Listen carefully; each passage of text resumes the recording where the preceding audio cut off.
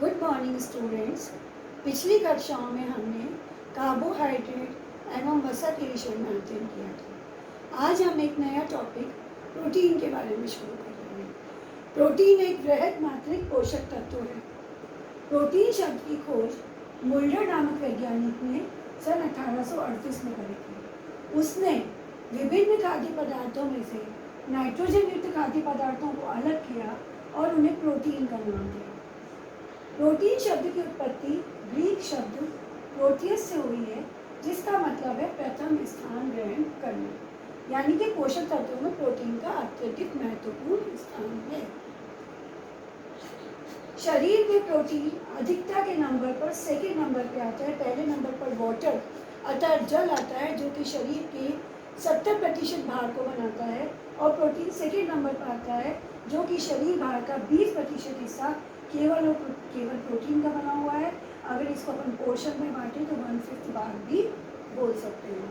Protein का यह भाग शरीर के प्रत्येक हिस्से में अलग अलग होता है, लेकिन लगभग 20% शरीर भाग प्रोटीन का बना होता है।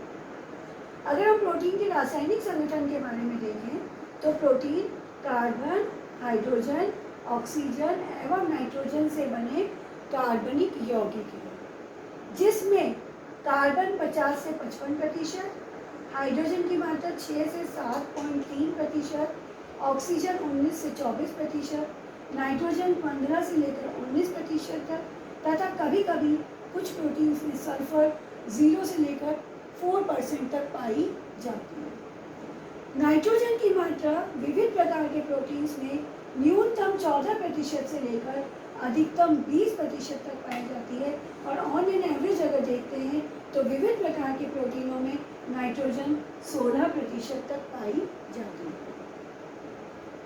प्रोटीन की सूक्ष्मतम इकाई को कहते हैं अमीनो अम्ल, अर्थात अमीनो अम्ल वह कार्बनिक अवयव है जो प्रोटीन के लिए बिल्डिंग ब्लॉक की तरह काम करता है। हमारे शरीर में जितने भी प्रोटीन बने हैं, सैकड़ों हजारों प्रोटीन, वो सभी अमीनो अम्लों से मिलकर बने हैं। अमीनो अम्लों की रासायनिक संरचना को अगर हम देखें तो अमीनो अम्ल एक त्रि-आयामी अणु है, जिसके सेंटर में कार्बन है, और आप जानते हैं कि कार्बन के 4 बॉन्ड होते हैं। सॉरी, यहाँ पे NH2 है।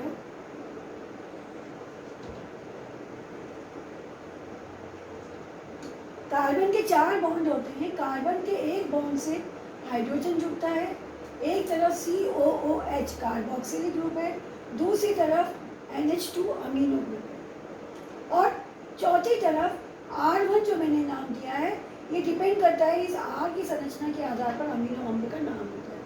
अगर ये R1 हाइड्रोजन है तो सबसे सूक्ष्मतम अमीनो अम्ल ग्लाइसिन बनता है। इस अमीनो अम्ल के साथ वैसा ही एक और अमीनो अम्ल, कार्बन के ऊपर आप देखिए हाइड्रोजन, एक तरफ अमीनो ग्रुप, एक तरफ कार्बोक्सिलिक ग्रुप, और एक तरफ R2 ग्रुप अगर जुड़ता है तो ये आपस में मिलकर जब जुड़ते हैं तो ये पेप्टाइड बॉन्ड बनाते हैं।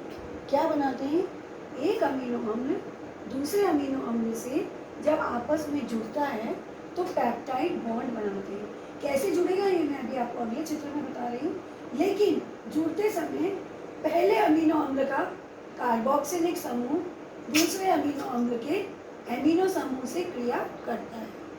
क्रिया आप देखिए किस तरह से क्रिया करता है। जब एक अमीनो अम्ल का कार्बोक्सिलिक समूह दूसरे अमीनो अम्ल के अमीनो समूह से जुड़ता है तो एक वाटर का मॉलिक्यूल बाहर निकलता है। क्या निकलता है? वाटर का मॉलिक्यूल। ये देखिए, ये पहला अमीनो अम्ल है जिसके लिए मैंने आपको कहा था साइड चेन R1 है, एक तरफ अमीनो ग्रुप, एक कार्बोक्सिलिक ग्रुप को मैंने थोड़ा खोल दिया है COOH, और दूसरे अमीनो अम्ल का कार्बोक्सिलिक ग्रुप दूसरे एंड पे रह गया, अमीनो ग्रुप से रिएक्ट करेगा NH2। अमोनिया के हाइड्रोजन और कार्बोक्सिलिक समूह के हाइड्रोक्सिल ग्रुप बाहर निकलेंगे H2O के रूप में, और जो बॉन्ड बनेगा वो बनेगा CONH। क्या बॉन्ड बनेगा? CONH, जिसको हम बोलते हैं peptide bond. Peptide bond, peptide बंध भी कह सकते हैं आप हिंदी में, इंग्लिश में बॉन्ड भी कहते हैं। तो एक पेप्टाइड बंध से मिलकर जो 2 अमीनो अम्ल का अणु बनता है उसे हम कहते हैं डाईपेप्टाइड। अगर इसी तरह से 3 अमीनो अम्ल जुड़ेंगे तो ट्राईपेप्टाइड बनेगा, 4 अमीनो अम्ल जुड़ेंगे तो 4 अमीनो अम्लों वाला पेप्टाइड बॉन्ड बनेगा और ये पेप्टाइड बंधों की संख्या बढ़ती जाएगी और पेप्टाइड की सीरीज लंबी होती जाएगी। ये पेप्टाइड चेन जो बनेगी वो कितनी भी लंबी हो, आप देखेंगे उसके एक तरफ अमीनो ग्रुप होगा और एक तरफ कार्बोक्सिलिक ग्रुप होगा। ये है अमीनो अम्ल और अमीनो अम्लों से बनने वाली पेप्टाइड श्रृंखला की सामान्य केमिस्ट्री या रासायनिक संरचना। थोड़ा सा हम और आगे बढ़े, हमारे शरीर में जितने भी प्रोटीन बने हैं वो केवल और केवल 20 से 22 अमीनो अम्लों से मिलकर बने हैं। मैंने आपको पहले भी बताया कि अमीनो अम्लों का जो डिफरेंस है वो इस आर ग्रुप के कारण होता है। आर ग्रुप जैसे ही बदल जाता है वैसे ही अमीनो अम्ल का नाम और संरचना बदल जाती है। तो जितने भी प्रोटीन है वो 20 से 22 अमीनो अम्लों से मिलकर बने हैं और उसमें से भी 8 से 10 अमीनो अम्ल ऐसे हैं जो एसेंशियल अमीनो एसिड अर्थात आवश्यक अमीनो अम्लों की श्रेणी में आते हैं। ये 10 अमीनो अम्ल कौन कौन से हैं? मैं आपको इनको एक ट्रिक से पढ़ा रही हूँ, आप भी इसको ऐसे याद कर सकते हैं। VIL will, PMT PMT, HALT halt. आप इसको 3 भागों में विभक्त कर दें, विल, PMT, हॉल्ट। विल का V for valley, I for isoleucine, L for leucine. देखिए तुकबंदी वाले शब्द साथ में रखे हैं, वैलिन, आइसोल्यूसिन, ल्यूसिन। P का फिनाइल एलेनिन, M का मिथियोनिन और 3 का threonine. Phenyl alanine, methionine, threonine.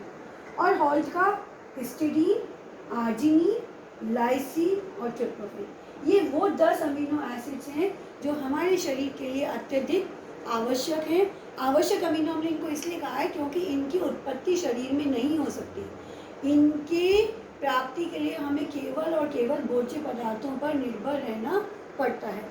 अगर शरीर में इनकी कमी हो जाए लंबे समय तक तो इनकी कमी के प्रभाव हमारे शरीर पर विपरीत रूप से इफेक्ट डालते हैं, प्रभाव डालते हैं, जो कि हम देख सकते हैं। इसमें आप देख रहे होंगे कि मैंने 2 अमीनो अम्लों के स्टार का निशान लगाया है, हिस्टिडीन और आर्जिनिन। ये 2 अमीनो अम्ल ऐसे अमीनो अम्ल हैं जो कि ग्रोथ के लिए, ग्रोथ और डेवलपमेंट के लिए ज़रूरी है, शरीर का निर्माण के लिए ज़रूरी है। तो ये केवल बढ़ते हुए बच्चों के लिए यानी कि उन पीरियड्स में ज़रूरी है जहाँ कहीं भी ग्रोथ हो रही है, जैसे इन्फेंसी का पीरियड है, शैशवावस्था है, बाल्यावस्था है और किशोरावस्था है। किशोरावस्था जब हम पर्याप्त परिपक्व हो जाते हैं और एडल्ट हो जाते हैं तो एडल्ट होने के बाद जो हमारे अमीनो अम्ल, आवश्यक अमीनो अम्ल वो 10 में से 2 माइनस करके 8 हो जाते हैं, क्योंकि पूर्ण परिपक्वता प्राप्त करने के बाद या वयस्क होने के बाद हमें प्रोटीन की आवश्यकता ग्रोथ के लिए नहीं चाहिए बल्कि टूट फूट की मरम्मत और मेंटेनेंस और रिपेयर के लिए चाहिए।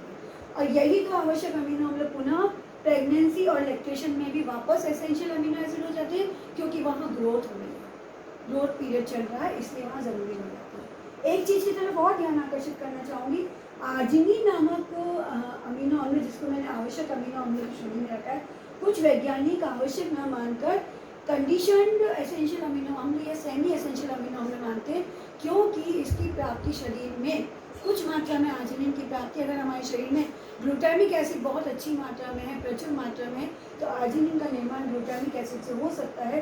तो इसलिए कुछ लोग इसको सेमी एसेंशियल अमीनो अम्लों की श्रेणी में भी रखते हैं। उस कंडीशन से अगर, उस लिहाज से अगर हम देखेंगे तो एसेंशियल अमीनो एसिड्स 9 ही बचेंगे। आज के लिए इतना ही। आपको अभी अमीनो अम्लों की संरचना और संगठन अच्छे से याद करना है। इसके पश्चात हम इससे आगे प्रोटीन्स के वर्गीकरण पर चलेंगे।